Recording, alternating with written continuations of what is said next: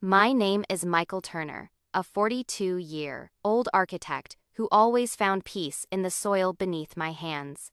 Gardening wasn't just a hobby for me, it was therapy. After long days drafting blueprints and dealing with demanding clients, I would come home, slip into my gloves, and work in the small backyard garden I had cultivated for 5 years. Roses, tulips, and a few rows of vegetables. Each plant had grown under my care, and the sight of it brought me more joy than any paycheck ever could. But if there's one thing every homeowner fears in suburban America, it's the 3 little letters that strike dread into the heart of anyone who values independence. Our HOA president was Karen Simmons, a woman who fit the stereotype so perfectly it was almost laughable. Mid-50s, bob haircut, oversized sunglasses, and an endless supply of by-the-book rules that she enforced with an iron fist. Karen was notorious for nitpicking everything. Your grass an inch too high. Warning letter. A holiday decoration that stayed up one day too long. $50 fine. She lived for control, and my flourishing garden seemed to be her latest obsession. For months, she'd made subtle comments during HOA meetings. Front yards should look uniform, she'd chirp. Vegetable gardens attract pests. Michael, don't you think that rose trellis is a little distracting? I brushed it off, knowing she just wanted to exercise her authority. But things escalated when I left town for 2 weeks on a work project. I'd arranged for my neighbor and good friend, Sarah, to water the plants while I was away. Everything was supposed to be fine. When I returned, I was stunned. The garden, the flowers, the vegetables, the trellis was gone. Not trimmed, not moved. Gone. The soil had been ripped up, leveled with gravel, and a neat little HOA sign was staked in the middle. Common standards maintained. My chest tightened as I dropped my bags and stumbled forward, kicking at the gravel. My roses, my tulips, years of careful tending, all destroyed. Sarah ran over the moment she saw me. Michael, I tried to stop her, she said breathlessly. Karen came with 2 landscapers. She said she had the board's approval to remove anything that didn't meet community aesthetics. They tore it all out in a single afternoon. I couldn't even speak. I just stared at the barren patch where life had once bloomed. The silence was heavier than words. Karen had crossed a line. Not just with me, but with the very idea of private property. But little did I know. Her smug sense of authority was about to backfire. Because while Karen thought she had silenced me, she had unknowingly broken a state law that would turn her victory into her downfall. And it all began with a letter she would soon receive in the mail.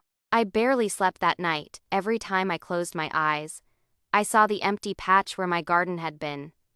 It wasn't just about the plants.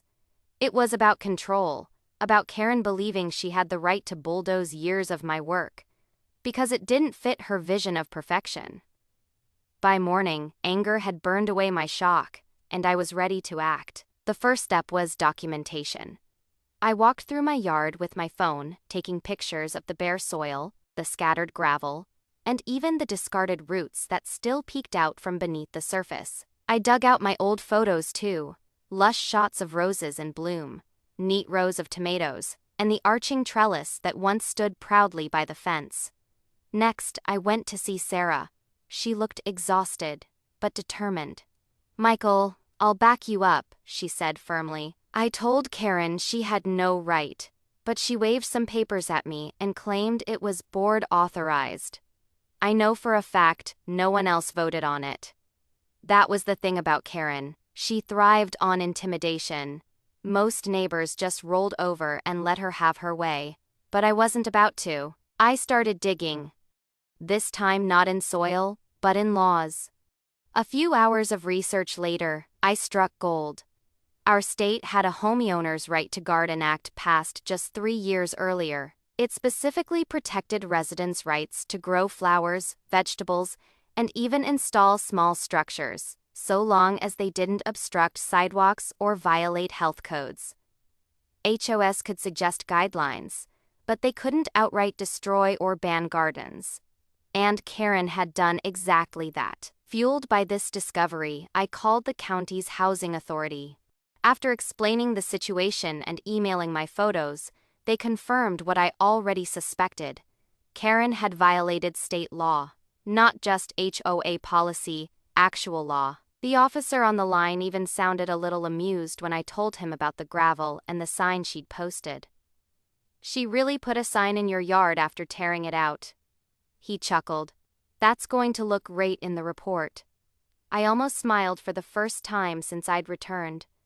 But I didn't stop there. I gathered signed statements from Sarah and 2 other neighbors who had witnessed the landscapers working that day.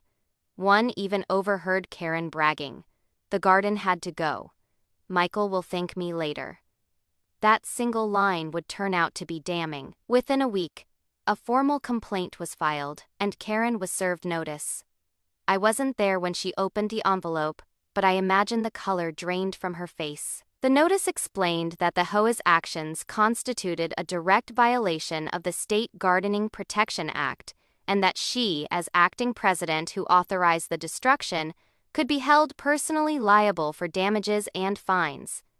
Sarah texted me that afternoon. She just stormed out of the mailbox like she'd seen a ghost. "I think she knows she's in trouble." Oh, she was more than in trouble. The state didn't just fine people for this sort of thing. They made examples out of them.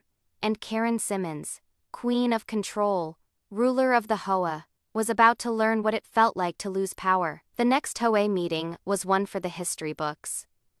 Normally, Karen strutted into the clubhouse, like a queen entering her throne room.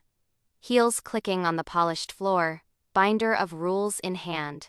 This time, she shuffled in late, face pale, clutching a stack of papers that shook ever so slightly in her hands. The usual smug smirk was gone. The room was already buzzing.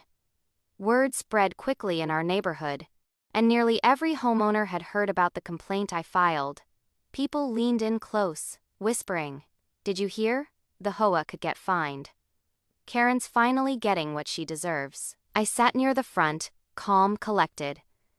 Inside, though, my heart pounded like a drum. This was my chance to face her, not as a victim, but as someone holding the truth. Karen cleared her throat. "Let's begin." Her voice cracked slightly. When the floor opened for homeowner concerns, I stood. 2 weeks ago, while I was away, my garden, on my private property, was destroyed under Karen's orders. Not only was this unauthorized by the board, but it was a direct violation of the state's Homeowners' Right to Garden Act. Gasps rippled across the room. Karen's eyes darted down to her papers, pretending to shuffle them, but I pressed on. "I filed a complaint with the county. They've confirmed the violation, and the state has already issued a fine. If Karen refuses to take responsibility, the HOA itself could face larger penalties." Murmurs turned into a low roar. Neighbors, who had suffered under Karen's tyranny, suddenly found their voices. "She fined me for having wind chimes," one man shouted. "She told me to repaint my front door 3 times," another woman snapped. The meeting spiraled out of her control, and for once, Karen wasn't the one holding the gavel. It was me, with my evidence and my voice. Finally, she slammed her hand down on the table. "Enough. This is being blown out of proportion." The garden was unsightly. It disrupted the uniform appearance of the neighborhood. I pulled out a printed copy of the state law and held it high. Unsightly or not, it was my legal right. And now the state has fined you personally, Karen Simmons, for overstepping your authorities.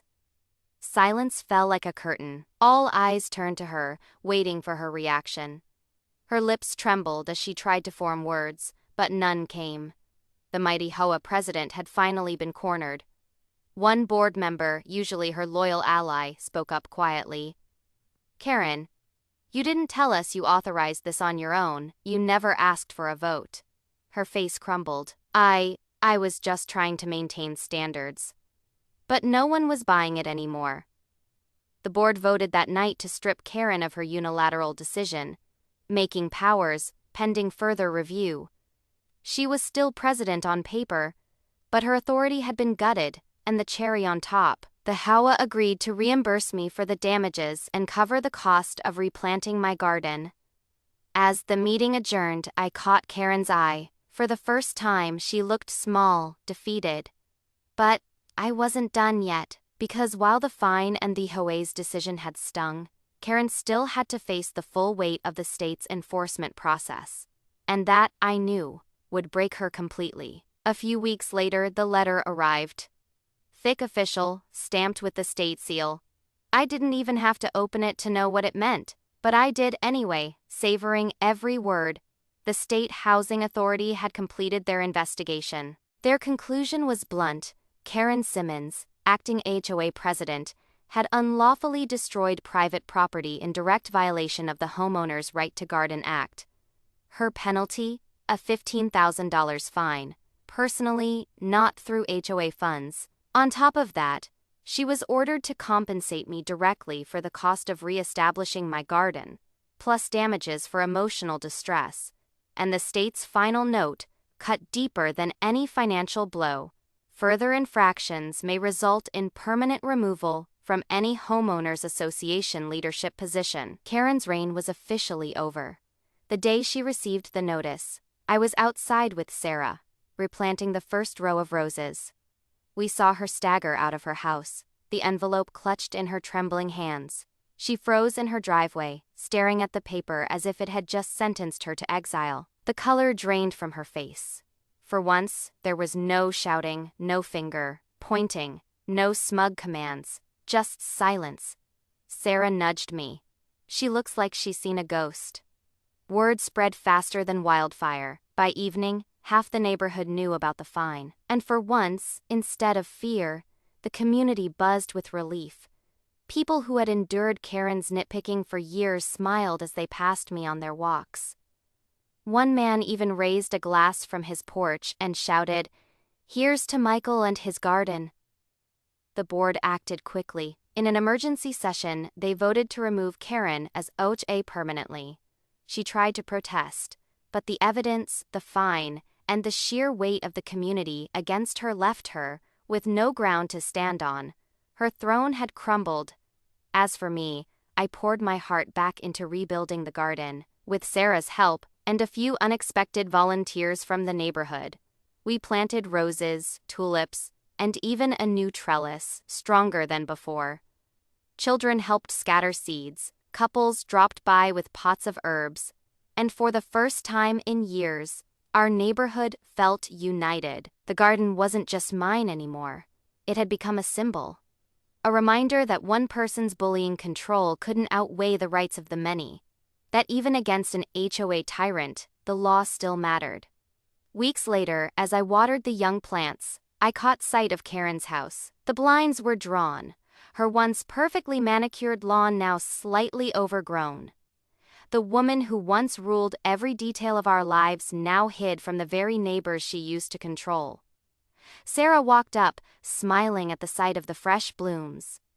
"You know," she said, "I think this garden is the most beautiful it's ever been." I looked around, taking in the colors, the life, the quiet hum of bees. She was right. The garden wasn't just flowers and soil anymore. It was victory. Karen had tried to erase it. Instead, it had grown back stronger, just like me. And this time, no one, not even an AOA president, would dare touch it.